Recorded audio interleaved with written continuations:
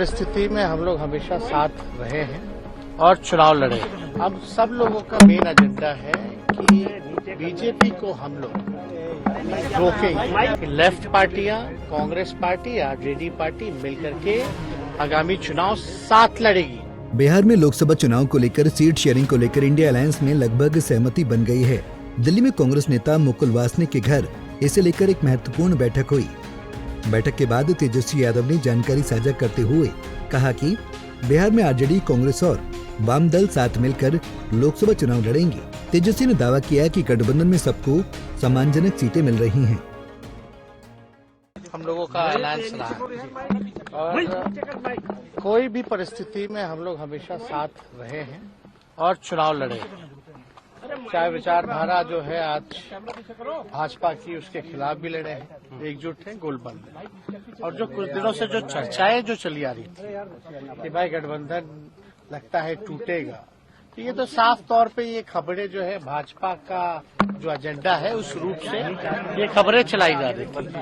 कभी भी हम लोगों में किसी भी चीज को लेकर के दरार की बातें नहीं आई हैं। हम लोग हमेशा से एक दूसरे को अंडरस्टैंड करते हुए हम लोगों ने बात की है। अब सब लोगों का मेन एजेंडा है कि बीजेपी को हम लोग रोकेंगे। और उत्तर भारत में बिहार आता है तो हम इतना जरूर कह सकते हैं कि बिहार जो है चौंकाने वाला रिजल्ट देगा। अब इसकी अपनी हम लोगों की स्ट्रैटेजी है और चुनाव सिर्फ चुनाव से पहले ही नहीं बातचीत, चुनाव के क्रम में भी जब चलता रहता है तो भी हम लोगों में बातचीत चलती रहेगी। वो तो अंडरस्टैंडिंग और कोऑर्डिनेशन की बात है। तो हम लोगों में अंडरस्टैंडिंग लगभग जो है बन चुकी है ना।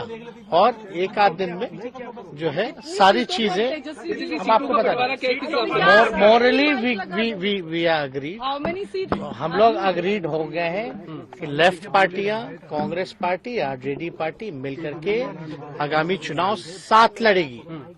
और सीटों की जहां तक बात है, सबको सम्मानजनक सीटें जो है मिल रही हैं और जल्द ही इसका ऐलान जो है हम लोग पटना चल करके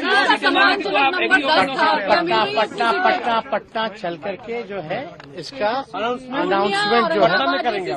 लोकसभा चुनाव को लेकर इंडिया गठबंधन बिहार में सीट का पेच फंसा हुआ है। पहले चरण का नामांकन की प्रक्रिया भी चल रही है। ऐसे में लगातार बिहार महागठबंधन में टूट को लेकर आ रही खबरों के बीच नेता प्रतिपक्ष तेजस्वी यादव दिल्ली में कांग्रेस नेताओं के साथ बैठक की। दिल्ली से अभिषेक कुमार की रिपोर्ट।